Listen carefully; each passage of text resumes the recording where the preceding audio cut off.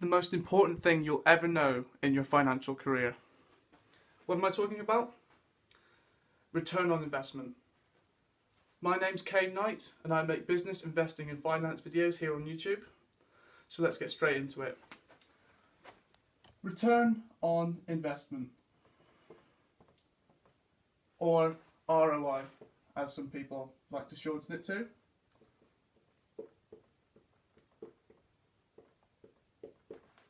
So, why is this important? First, actually, what is it?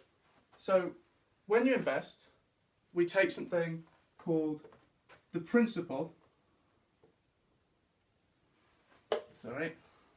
We take something called the principal, which is the amount of money you initially invest into something.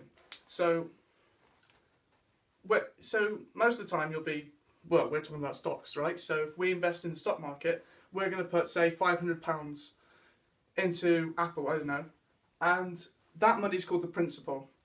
Then, what return on investment means the profit you earn on this principal, and you divide it by the principal so you can get it as a percentage, because it's nice and easy to know how much money relatively you're making. So, for an example, if we take something like £500, like I said, and we invest that into some stocks, and then these stocks go up to, the value of them goes up to £600. Then the amount of return on investment we have here is going to be 600 divided by 500, which is equal to 1.2. But we get rid of this 1 because we don't want to take into account the principal. So we have a 20% return on investment. And people like to stick to time periods for these, because then you know how well you're doing in terms of time, because you don't want to make, say you've made 20%, what happens if you've made that over your entire lifetime? Pretty pointless.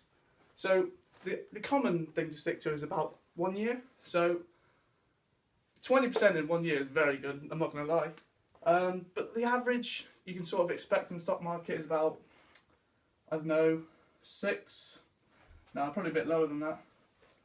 Probably average is about 4 to 8% if you're a decent investor and who knows what they're doing. So why is this important? Well, you need to know if you're putting your money where it can do the most work for you. So if you're a decent investor but you come across an opportunity which only gives you 1% return, but there's another opportunity across the road that can give you 8%, which are you going to choose?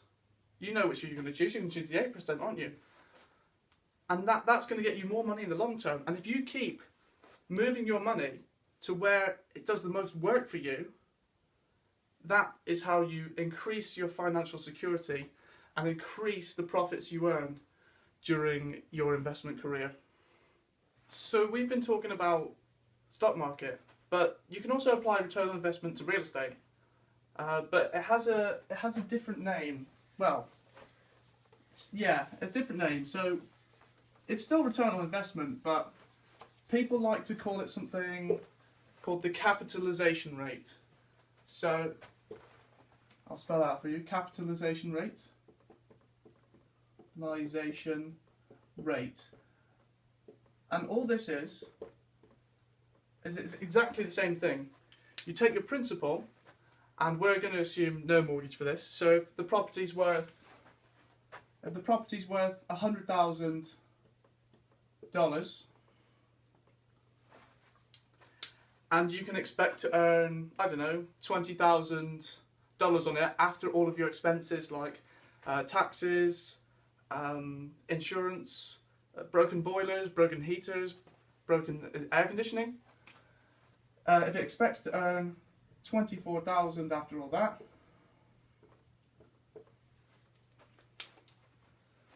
then what you do is exactly the same thing. You take the money you earn every year, and you do 24,000 divided by 100,000, and that gets you 0.24 or 24%.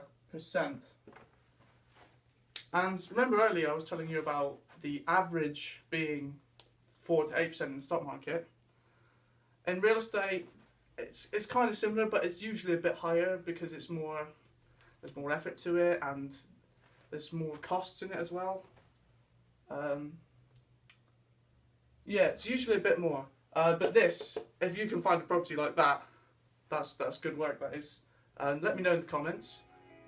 That's all for the video. So if you found it informative, please like and subscribe.